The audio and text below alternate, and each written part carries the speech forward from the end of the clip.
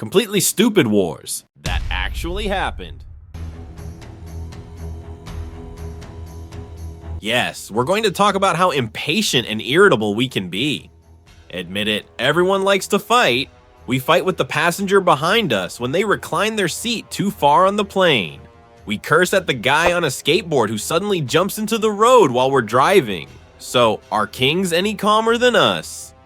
Which king do you think is smarter? The one who started a war because a bucket was stolen, or the one who caused chaos because a cake was squashed?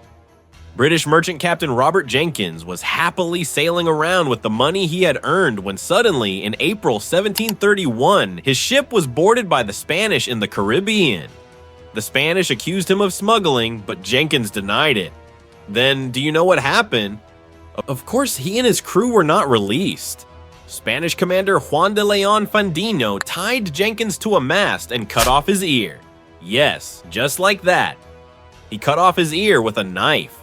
Of course, neither Juan de Leon Fandino nor Jenkins could have predicted that this would spark a 9-year war. The Spanish commander said, "Take this ear to your king," and Jenkins put his ear in a jar and pickled it. I'm serious. He then returned to England and kept the ear hidden for 7 years. In 1738, when the British Parliament was looking for an excuse to start a new war against Spain, they summoned Jenkins. The old captain arrived at Parliament with his hat in his hand and his 7-year-old pickled ear, and placed the ear on the table amid everyone's astonished stares. Then he began to tell his story. Spanish commander Juan de Leon Fandino cut off my ear and told me to take it to my king. After a brief silence, the members of Parliament went wild. How dare the Spaniards? This is an attack on British sovereignty. Okay, the incident happened 7 years ago, and Jenkins is now perfectly fine. In fact, similar incidents are frequently reported by sailors. But now the situation is different. We need to weaken Spanish colonial power and seize control of trade routes. Let the War of Jenkins Ear begin. In 1739, England said, "Enough is enough," and officially declared war. Then, as you can imagine, things got out of hand. Austria also got involved. From Europe to North America, the war spread across 3 continents. England, struggling with disease and famine, lost 20,000 men. The Spanish losses were greater. Who won the war? No one. What did they gain? Nothing. The war ended in 1748, and everything was as it had been before. All those deaths, destruction, money burned, all for nothing. But at least Robert Jenkins' ear became one of the most famous body parts in British history. No one knows where Jenkins' ear is now. Now let's move on to one of the most important wars since World War II, the soccer war between Honduras and El Salvador.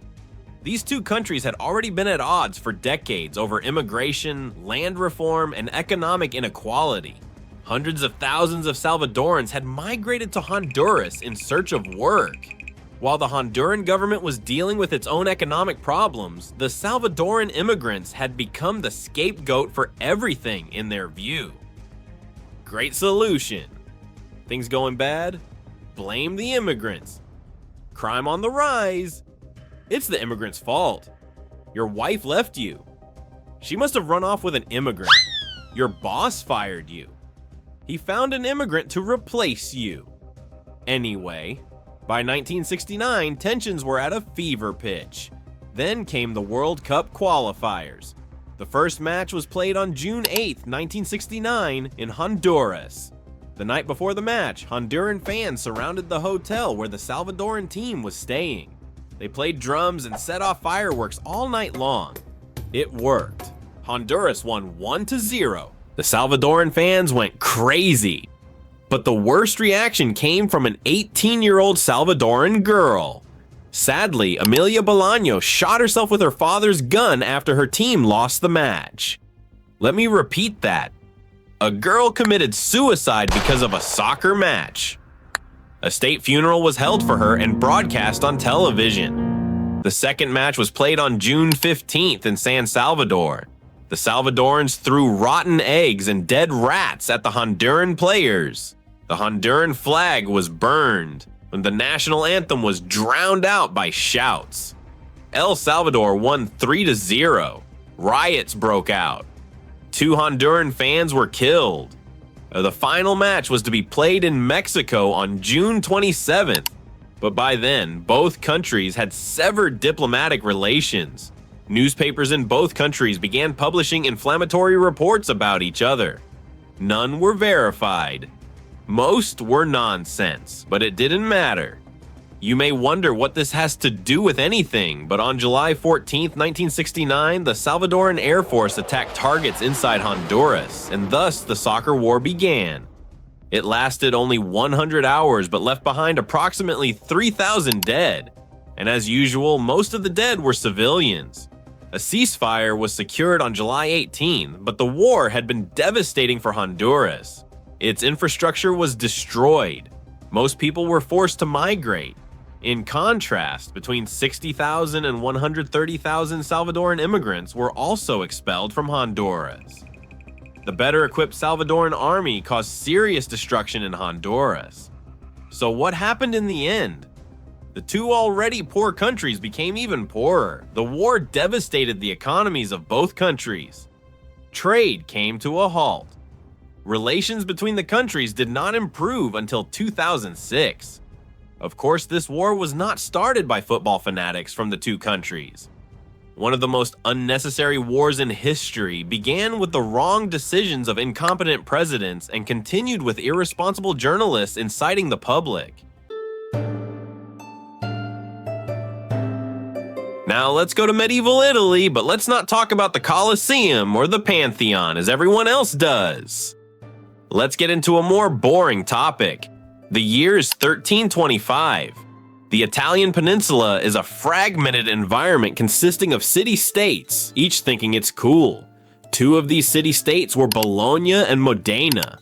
Bologna was Guelph, it supported the Pope. Modena was Ghibelline, it supported the Holy Roman Emperor. Of course, you guessed it, they hated each other. In 1325, Modena soldiers attacked Bologna and, for whatever reason, stole a plain wooden bucket from a well.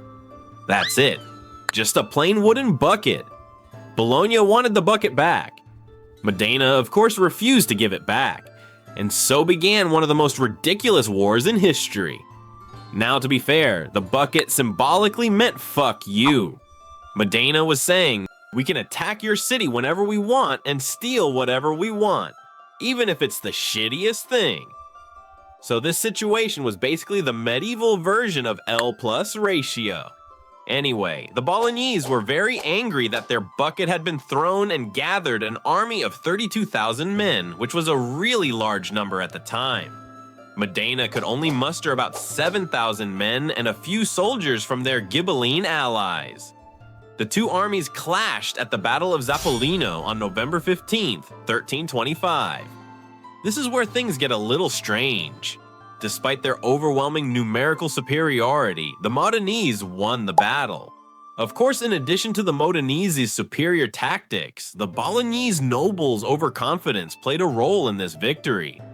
Estimates of casualties vary wildly, but we can say that over 2,000 people died on both sides. Of course, most of them were Bolognese. This is close to the total number of deaths in the 4-day football war we mentioned earlier. Things got worse for Bologna afterwards. Not only did they lose the battle, but they were also forced to pay heavy reparations. Their military prestige was shattered. It took years for their economy, already exhausted from decades of war, to recover. And Modena? They kept the bucket as a memento of their victory. Today, the bucket is on display at the Torre Ghirlandina in Modena. It has become a symbol of the city's defiant spirit and a reminder of its greatest military victory. In fact, in 1622, Alessandro Tassoni wrote a pseudo-heroic poem about it called La Secchia Rapita, the stolen bucket. The Italians turned it into a cultural icon. We are now in Mexico in the 1830s. The country is trying to recover from its war of independence from Spain. Political instability is everywhere. The economy is terrible. Everyone is very poor. Foreign powers are carefully waiting for the right moment. Enter Raymond Tell, a French pastry chef living in Mexico City. In 1832, during one of Mexico's political upheavals, Mexican soldiers craving pastries ransacked Remontel's shop. Delicious cakes, croissants, and eclairs were completely destroyed, while the man's ovens were damaged. Remontel did what any aggrieved citizen would do. He complained to the Mexican government, demanding compensation for his losses.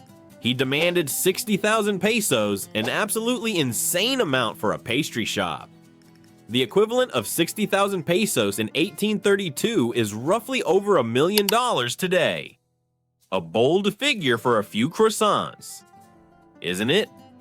Naturally, the Mexican government, dealing with more pressing issues like coups and economic collapse, politely told Remontel to get lost. The government had bigger problems than the Frenchman's hurt feelings. Of course, Remontel didn't give up and continued his complaints until war broke out. As you might expect, the French government took a keen interest in the man. After all, French citizens had claims against the Mexican government totaling around 600,000 pesos, and these claims ranged from property damage to unpaid debts. Most were dubious, most were fabricated. Of course, this was an opportunity for France. In 1838, France sent a fleet of warships to Veracruz, Mexico's most important port on the Atlantic. The French listed Mexico's demands: payment of 600,000 pesos in compensation, the return of Remontel's croissants, and other interesting demands, otherwise war would begin. Mexico refused the demands due to lack of funds. France first blockaded Veracruz, and when the money still wasn't paid, bombarded the fortress of San Juan de Ulua. The unprepared and weak Mexican forces surrendered within hours. French sailors occupied the city. The Mexican government was furious. This was imperialism, but they were also realistic. They could not win a long war against France. Immediately, France's rival at the time, England, offered to mediate a peace agreement. Mexico agreed to pay France 600,000 pesos, and France withdrew its forces. Let's tally up the damage. Dozens of Mexican soldiers died. The fortress of San Juan de Ulua was damaged. Veracruz was occupied for months. Mexico's already fragile economy became even more unstable. All over a few pastries? Of course, it wasn't about the pastries. No war is ever really fought over pastries. France wanted to demonstrate its military power and expand its influence in the Americas. So what happened to poor Remontel? He probably never saw that money. Most of the 600,000 pesos went to other French creditors and political intermediaries. The pastry chef who accidentally started a war probably died penniless and forgotten. At least his pastries went down in history. But not for their taste. This battle could be considered one of history's most absurd wars, not because of its cause, but because of how it unfolded. In 1788, near the town of Sebes in Romania, an army of 100,000 waited for the approaching Ottoman army. Imagine a massive army commanded by Austrian Emperor Joseph II, consisting of Austrians, French, Serbs, Germans, Croats, and Poles. When evening came, the cavalry unit, wanting to get drunk like every soldier going on a campaign, began sipping the drinks offered by the gypsies. When the infantry arrived and also asked for drinks, an argument broke out among them. Then someone shouted, "The Turks! The Turks are coming!" Of course, you might think that the person shouting wanted to scare the others away so he could get the drinks. Or he might have genuinely thought the sounds he heard were Turks.